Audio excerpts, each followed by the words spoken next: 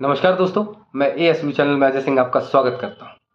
दोस्तों, अभी यूपी के लखनऊ में एटीएस ने 16 लोगों को एनआईए कोर्ट में पेश किया। एनआईए कोर्ट में पेश किया। अवैध धर्मांतरण के केस के सिलसिले में उन्हें पेश किया गया है और एनआईए कोर्ट ने उन्हें सजा दी है। इन 16 लोगों में से 12 लोगों को आजीवन कारावास की सजा है और 4 लोगों को 10-10 साल की सजा दी गई है।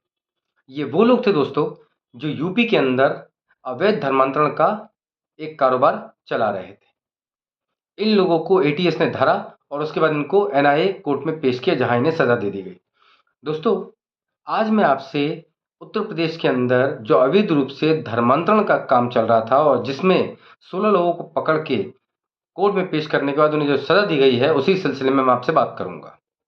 दोस्तों, इस समय भारत के अंदर एक अवैध रूप से धर्मांतरण का काम चल रहा है। एक बहुत ही गंदा और घिनौना खेल चल रहा है। इस समय भारत जो है एक चारागाह बन गया है, एक प्रयोगशाला बन गई है धर्मांतरण की। कभी क्रिश्चियन जो है वो धर्मांतरण करवाते हैं, कभी मुसलमान जो है वो धर्मांतरण करवा रहे हैं। टारगेट पे सिर्फ और सिर्फ हिंदू है, क्योंकि सबसे सॉफ्ट टारगेट हिंदू ही होता है धर्मांतरण के मामले में।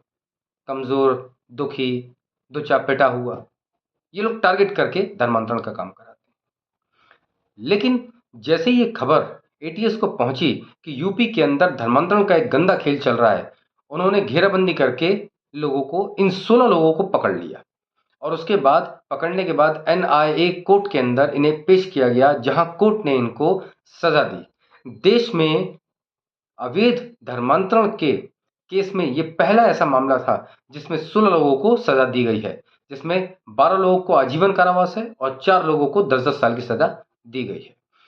इस पूरे गिरोह का जो सरगना है दोस्तों, मोहम्मद उमर गौतम। ये नाम ध्यान रखिए, मोहम्मद उमर गौतम ये है, और इसके साथ एक टीम है पूरी। मोहम्मद उमर गौतम ये कन्वर्टेड है दोस्तों, ये पहले हिंदू था, बाद में ये मुसलमान बन गया। इसका नाम देखिए आप, मोहम्मद उमर गौतम। इसने बोला है कि मैंने अभी तक 1000 लोगों को कन्वर्ट करा चुका हूं। मतलब ये पूरा एक सिंडिकेट है दोस्तों, ये सब मिलके एक साथ काम कर रहे हैं। और ये पूरी टीम के अंदर ये 16 लोगों की टीम है। 16 लोगों में से 6 लोग जो है वो हिंदू थे, जो कन्वर्ट होकर मुस्लिम बने हैं। और बताइए आप कि कन्वर्ट हुए खुद भी और आप दूसरों को कन्वर्ट करवा रहे हैं। दोस्तों, कभी कभी ये सोचने में आता है कि यार इतना बड़ा जो एक ग्रुप है, एक ऑर्गेनाइजेशन है, ये वर्क कैसे करता है, इनके पास रिसोर्सेस कैसे आते हैं, पैसा कैसे आता है। तो पैसा आता है दोस्तों फॉरेन से। दोस्तों, आप सोच भी नहीं सकते, भारत देश और हिंदुओं को डैमेज करने के लिए पूरी दुनिया किस हद तक लग गई है, और एक हम हैं जो समझने को तैयार नहीं। एटीएस को यह सूचना मिलती है इस गिरफ्तारी के कुछ दिन पहले कि कुछ असामाजिक तत्व, जिन्हें विदेशी संस्थाओं से चंदा मिल रहा है धर्मांतरण कराने के लिए, तब एटीएस के कान खड़े हो गए और एटीएस थोड़ा एक्टिव हो गया। और जब उसने घेराबंदी की और जब इनको पकड़ा, तब उन्हें मालूम पड़ा कि वास्तव में यार ये खेल बहुत बड़ा था। ये वो लोग हैं दोस्तों, ये पूरा गिरोह जो है ऐसे काम करता है कि विदेशों से फंडिंग करवा के यहाँ पे लोगों को लालच देके या किसी भी तरीके से धर्मांतरण कराता है। उन लोगों के मन में मूल धर्म के प्रति नफरत पैदा करके उन्हें कट्टरपंथ की आग में झोंक देता है। और दोस्तों, एक बात आप देखिएगा, जो आदमी मूल रूप से जैसे मुसलमान है वो इतना कट्टर नहीं होगा, लेकिन जो धर्मांतरण करके मुसलमान बना है वो गजब का कट्टर हो जाता है। उसको अपने धर्म से न जाने ऐसी नफरत क्या हो जाती है, अपने मूल धर्म से इतनी नफरत कैसे हो जाती है। मोहम्मद उमर गौतम, जब गौतम को कूटा गया एनआईए कोर्ट के अंदर, एटीएस ने इसकी पूजा पाठ तो की होगी। जब इसकी पूजा पाठ हुई तो इसने बताया कि इसने अभी तक 1000 लोगों का धर्मांतरण कराया है। 1000 लोगों का धर्मांतरण करवा चुका है ये, और उनकी शादी जो है मुस्लिम युवक या युवतियों से करा दी है। अगर लड़के को धर्मांतरण कराया है तो मुस्लिम लड़की से शादी करा दी, और अगर लड़की की करवाई है तो मुस्लिम लड़के से शादी करा दी। इस तरीके से इसने 1000 लोगों का धर्मांतरण करवा दिया। ये तो ये बता रहा है, हो सकता है डाटा उससे ऊपर भी होगा। दोस्तों, दिल्ली के अंदर इन लोगों ने एक इस्लामिक दवा सेंटर खोल रखा है, जिस सेंटर के अंदर कन्वर्शन का ही काम चल रहा है, अवैध धर्मांतरण का ही काम चल रहा है। बताइए, सेंटर बने हुए हैं दोस्तों। हम लोग तो कोचिंग सेंटर देखते हैं, ब्यूटी पार्लर होते हैं, और न जाने कंप्यूटर कोचिंग सेंटर्स देखते हैं। इन लोगों ने सेंटर बना रखा है धर्मांतरण का, कि यहाँ पे कन्वर्शन का काम होता है। किस हद तक साजिश है दोस्तों, किस हद तक। इनके निशाने पर दिल्ली से लगा हुआ नोएडा है। नोएडा में एक स्कूल था दोस्तों, एक मूक बधिर बच्चों का स्कूल, यानी गूंगे बहरे जो बच्चे होते हैं उनका स्कूल है। इनके निशाने पर भी स्कूल था, क्योंकि मूक बधिर बच्चे हैं। इन्होंने कहा कि पूरे स्कूल को ही हम इस्लामिक स्कूल बना देते हैं और सभी बच्चों को ही मुसलमान बना देंगे। लेकिन ऐसा हो नहीं पाया, उससे पहले ये पकड़ा गए। लेकिन उनमें से फिर भी कुछ पेरेंट्स जो हैं वो मुसलमान बने हैं और वो एटीएस के रडार पे हैं। उनको गिरफ्तार करके उनसे पूछताछ चल रही है। स्कूल तक नहीं छोड़ रहे हैं दोस्तों। साजिश देखिए किस लेवल पे चल रही है।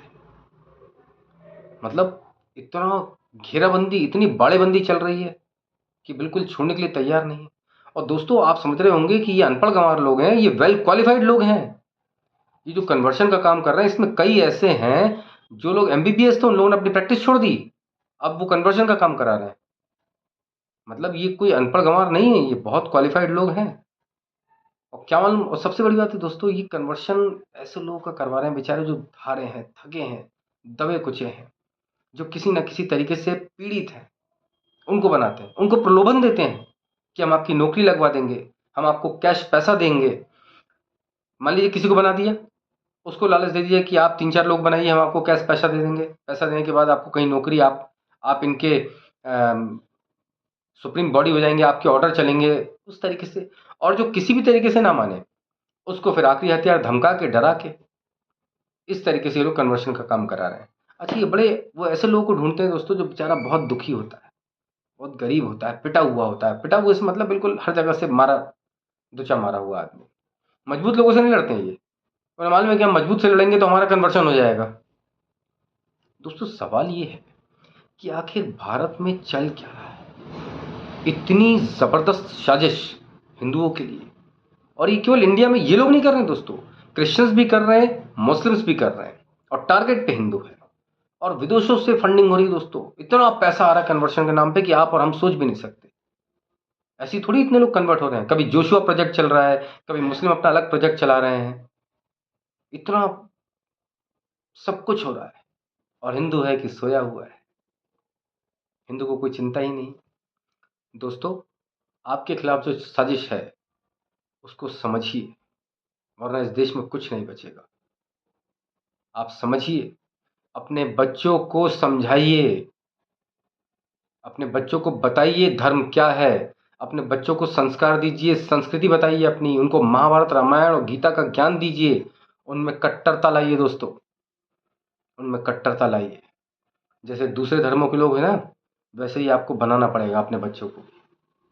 अगर आपको जिंदा रहना है तो जिंदा रहने का तरीका सीखना पड़ेगा, क्योंकि आप जंगल में रह रहे हैं, और जंगल में जानवर महात्मा की बात नहीं सुनेगा, वो सीधा हमला करेगा।